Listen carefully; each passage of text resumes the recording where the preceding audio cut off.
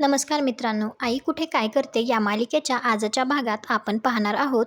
अभि अरुंधती, अनघा आणि यशला म्हणत असतो, मला माहितीये तुमचा कोणाचाच माझ्यावर विश्वास बसणार नाहीये आई, पण मी खरं सांगतोय, मी स्वतःला बदलण्याचं ठरवलंय. मला फक्त एक शेवटची संधी हवी आहे.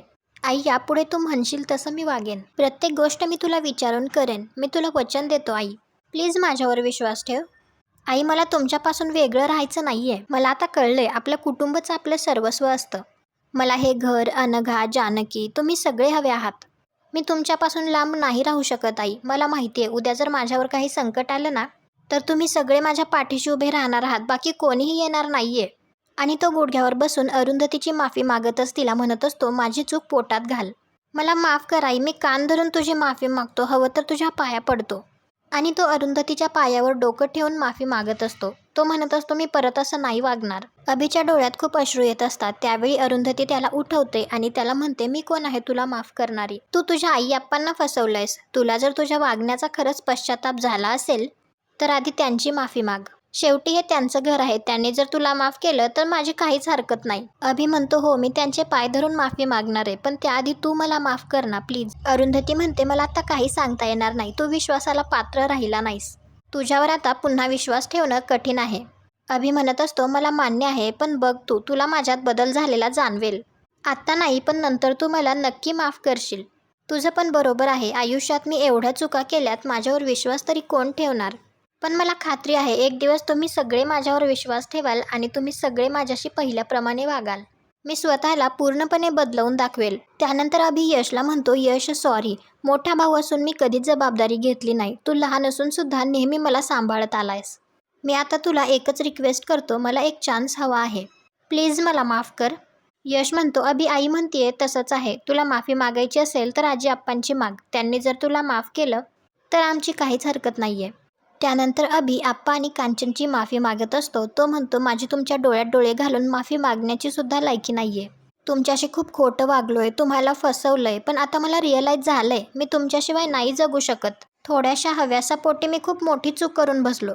पण आता मी स्वतःला सुधरवण्याचा प्रयत्न करणार आहे. प्लीज मला माफ करा. मला माझ्या मुलीच्या नजरेत चांगला माणूस बनून दाखवायचंय. मी तुम्हाला पुन्हा कधीच त्रास देणार नाही. तुम्हाला अभिमान वाटेल असं मी वागून दाखवेन. मला माझ्या मुलीला दाखवून द्यायचंय की तिचा बाप एक चांगला माणूस आहे. तिच्या नजरेत माझी ओळख मला गुन्हेगार म्हणून करून द्यायची नाहीये. तेव्हा मला काही वाटलं नाही, पण जेव्हा मी एक रात्र तुरुंगात काढली ना, तेव्हा मला जाणवलं मी किती मोठी चूक करून बसलोय. मी केलेल्या चुकींची शिक्षा मला एकट्याला नाही, तुम्हा सगळ्यांना भोगायला लागणार आहे. माझ्यामुळे तुम्हाला 4 लोकात लाज वाटेल. आजी आप्पा, मी खूप मोठी चूक करून बसलोय, पण मी आता सुधारण्याचा प्रयत्न करेन. माझ्या चुकांची झळ तुमच्यापर्यंत पोहोचू देणार नाही. तो आप्पा आणि कांचनची सुद्धा पाय धरून माफी मागत असतो. त्यावेळी कांचन त्याला म्हणते, अरे, माणूस म्हटल्यानंतर चुका करणारच ना. आता तुला तुझ्या चुकांची जाणीव झाली आहे ना, मग झालं. आता झालं गेलं सगळं विसरून जायचं, नव्याने सुरुवात करायची. माझा काही तुझ्यावर राग नाहीये. तर अभि म्हणतो, थँक्यू आजी. आणि ती विचारते, अनिरुद्ध नाही आला का तुझ्याबरोबर? कुठे गेला आहे का तो? अभि म्हणतो, त्यांना बेल नाही मिळाली, ते अजून जेलमध्येच आहेत. कांचन म्हणते, त्यांना का नाही मिळाली? अभि म्हणतो, माहीत नाही, पण तू काळजी करू नकोस, देशमाने प्रयत्न करतायत. त्या दोघांना लवकरच जामीन मिळेल. आणि अभि आप्पांना म्हणतो, तुम्ही सुद्धा माफ केलं ना? तर आप्पा म्हणतात, आम्ही तुला माफ करू. तू या घरामध्ये राहायचं की नाही राहायचं हे अनघा ठरवेल. तू फक्त आमचीच नाही रे. अनघाची सुद्धा फसवणूक केलीयस. तुझ्यावर विश्वास ठेवून तिने तुझ्याशी लग्न केलं. ती आपलं माहेर सोडून आपल्या घरी आली, ते फक्त तुझ्यासाठी. आणि तू तिला काय दिलंस? मनस्ताप. एकदा नाही, दोनदा नाही, अनेक वेळा तू तिची फसवणूक केलीस. अरे, त्या मुलीने हे सगळं का सहन करायचं? हे घर अनघाचं सुद्धा आहे. त्यामुळे तू इथे राहायचं की नाही हा निर्णय पूर्णपणे अनघाचा असेल. आणि हा निर्णय सगळ्यांना मान्य करावा लागेल. त्यावेळी अनघा काही न बोलता आतमध्ये निघून जाते.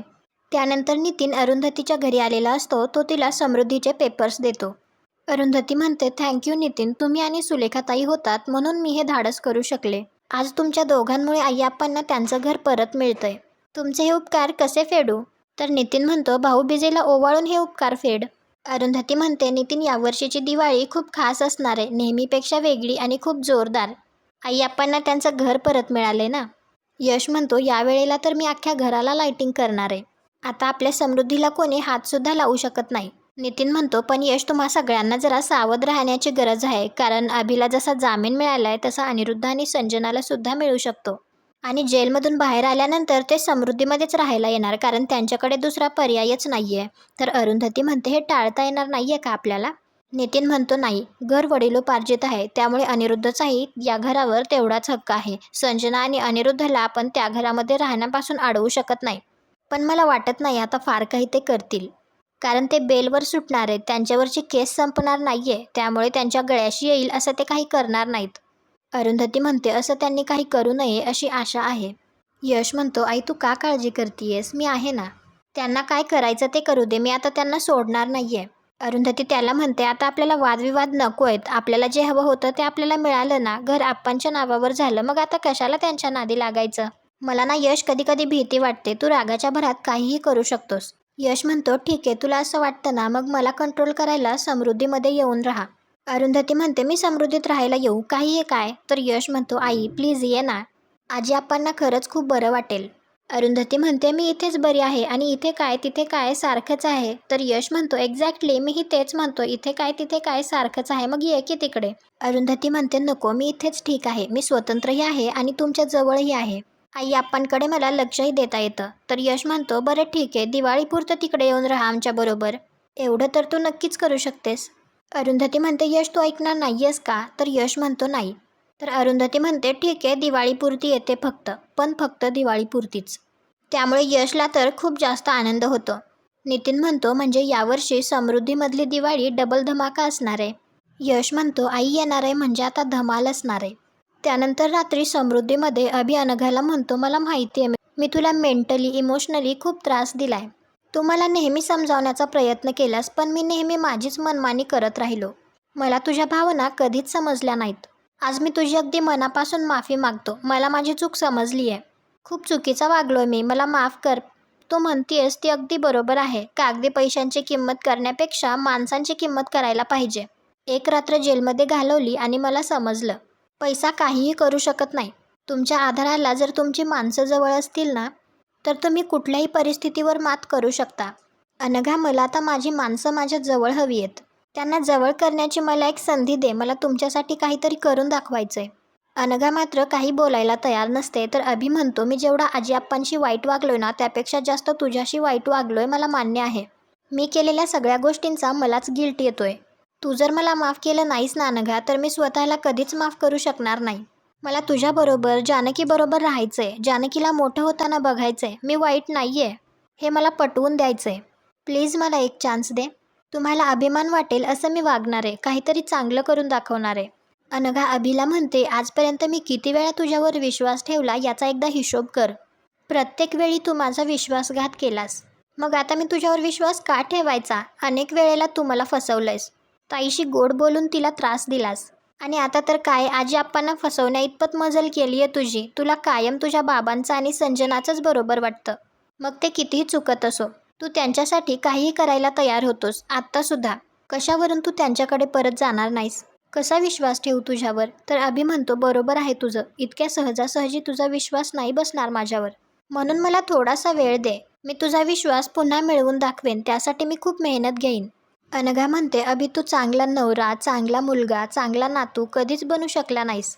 मी न प्रत्येक वेळी ठरवते मी तुला माझ्यापासून जानकीपासून लांब ठेवेन, पण बाप म्हणून तू कायमच उजवा ठरलास. मला माहिती आहे तुझं जानकीवर आणि जानकीचं तुझ्यावर किती प्रेम आहे.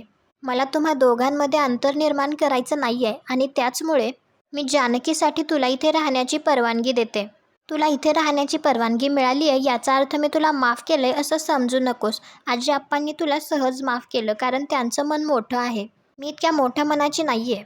तुला इतक्या सहजासहजी मी माफ करू शकत नाही, आणि तुझ्यावर विश्वासही ठेवू शकत नाही. त्यामुळे आता माझ्याकडून कोणती अपेक्षा ठेवू नकोस. आपण एकत्र राहणार आहोत ते जानकीसाठी, आणि मी या घरात राहणार आहे ते जानकीसाठी आणि आजी आप्पांसाठी. आता आपल्या दोघांमधलं नवरा बायकोचं नातं संपलंय असं समज.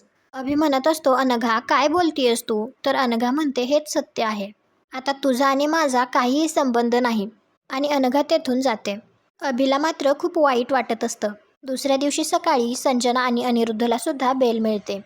त्यानंतर देशमाने अनिरुद्ध आणि संजनाला म्हणत असतो तुम्हाला बेल मिळाली आहे, तुमची शिक्षा माफ झालेली नाहीये, त्यामुळे बाहेर गेल्यानंतर काही गोंधळ घालू नका. तर संजना म्हणते, आम्ही काय करायचं आणि काय नाही ते आमचं आम्ही बघून घेऊ. तुम्ही तुमचं काम करा. तुमच्यामुळे 2 दिवस आम्हाला तुरुंगात काढावे लागलेत. अनिरुद्ध म्हणतो, ठीक आहे संजना, आता आलोय ना आपण बाहेर. तर संजना म्हणते, नाही अनिरुद्ध, अरे वेळ घेतला यांनी आपल्याला बेल मिळवून द्यायला.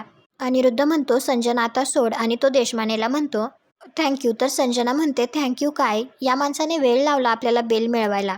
खरं तर पहिल्याच दिवशी बेल मिळायला हवी होती. अनिरुद्ध म्हणतो, पण शेवटी त्यांनीच आपल्याला बाहेर काढले. संजना म्हणते, ते त्यांचं कामच आहे, त्यासाठीच आपण त्यांना अपॉइंट केलं होतं. तर देशमाने म्हणतो, पण मॅडम माझी अजून फी मिळालेली नाहीये, बरीच बाकी आहे. तर संजना म्हणते, तुमची फी भोसले देणार आहेत ना, आमचा काय संबंध, त्यांच्याकडे जाऊन मागा तुमची फी. देशमाने म्हणतो, भोसलेचा काय संबंध आता, तुम्ही केस हरलाय आणि या केसमध्ये भोसलेंच्या सगळ्या प्रॉपर्टीवर प्रश्न उभे राहिलेत. त्यांच्या सगळ्या प्रोजेक्टची चौकशी होणार आहे. तुमची केस कोर्टात आल्यानंतर भोसलेंनी ज्या ज्या लोकांना फसवलंय त्या सगळ्यांनी तोंड उघडायला सुरुवात केली आहे. अनिरुद्ध म्हणतो, म्हणजे भोसलेंनी लोकांना फसवलंय. देशमाने म्हणतो, ते काही मला माहीत नाही, आता ते कोर्टात निकाल लागल्यानंतरच कळेल. पण आता तुमच्या जागेवर काही टॉवर उभा राहणार नाही, त्यामुळे भोसलेंनी तुमच्यासाठी एक निरोप दिलाय. तुम्ही जे त्यांच्याकडून ॲडव्हान्स पैसे घेतलेत ते तुम्हाला परत करायला सांगितलेत. आणि पैसे परत करायला त्यांनी तुम्हाला फक्त 1 महिन्याची मुदत दिली आहे. हे ऐकून तर संजना आणि अनिरुद्धचे होशच उडतात. आणि आजचा भाग इथेच संपतो. पुढील भागात आपल्याला पाहायला मिळणार आहे, संजना अनिरुद्धला म्हणते, आपण घरी जाताना मोठा धमाका झाला पाहिजे. इकडे यशला कोणाचा तरी फोन येतो आणि त्याला समजतं की अनिरुद्ध आणि संजनाला बेल मिळाली आहे. हे ऐकून बाकी सगळ्यांना तर धक्काच बसतो. तर कांचन म्हणते, देवच पावला, म्हणजे अनिरुद्ध दिवाळीला घरी असेल. आता संजना काय धमाका करणार ते आपल्याला उद्याच्या भागात पाहायला मिळेल. तुम्हाला हा भाग कसा वाटला ते कमेंट करून नक्की सांगा. व्हिडिओला लाईक करा, आपल्या मराठी मालिका चॅनलला सबस्क्राईब करा. भेटू उद्याच्या भागात.